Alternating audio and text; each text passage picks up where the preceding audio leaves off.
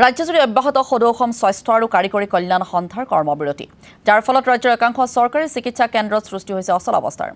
চিকিৎসাৰ বাবে বঙাইগাঁও অসামৰিক চিকিৎসালয়লৈ আহি দুৰ্ভোগ ভুগিবলগীয়া হৈছে ৰোগীয়ে পূৰ্বৰে পৰা চিকিৎসালয়খনত চিকিৎসক আৰু নাৰ্ছৰ অভাৱ ৪৬ গৰাকী নাৰ্ছৰ ২৮ গৰাকীয়ে আছে কৰ্মবিৰতিত ১০ গৰাকী লেব টেকনিচিয়ানৰ ৮ গৰাকীয়ে আছে কৰ্মবিৰতিত যাৰ ফলত বিমূৰত পৰিছে চিকিৎসালয় কৰ্তৃপক্ষ একেদৰে ধুবুৰী বৰপেটা চিলাপথাৰৰ চিকিৎসালয়তো ৰোগীৰ মাজত সৃষ্টি হৈছে হাহাকাৰ অৱস্থাৰ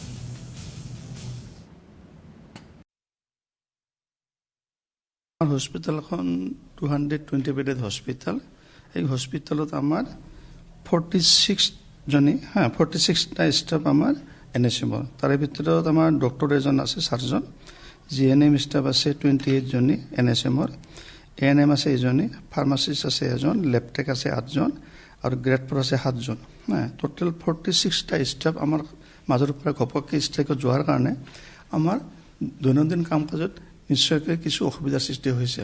কিন্তু এনএছএম কৰ্মচাৰী যেহেতু আমাক আগতে কৈছে বা তেওঁলোকৰ ইস্তিহাৰত প্ৰকাশ কৰিছে যে আমি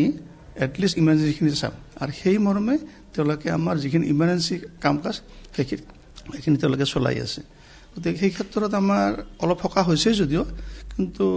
বৃহত্তৰ স্বাৰ্থত আমাৰ হস্পিটেলৰ এক্টিভিটি কিছু হ'লেও হেম্পাৰ হৈছে তথাপিতো আমাৰ যিখিনি পাৰ্মানেণ্ট ষ্টাফ আছে সেইখিনি যদি আমি কিবা মতে চলাই আছোঁ এনেইতো চিকিৎসক আৰু নাৰ্ছৰ অভাৱ হয়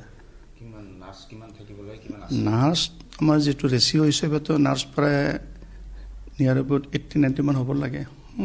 আমাৰ ইয়াত বৰ্তমান আছে 28 জনী 29 জনী চিষ্টাৰ আমাৰ পৰা আঁতৰি গ'ল গতিকে বাকী যিকেইজনী থাকিলে সেইকেইজনী চলা খুবেই অসুবিধা হৈ আছে তথাপিতো কিবা মতে তেওঁলোকে মেনেজ কৰি আছে এনেকৈ হয়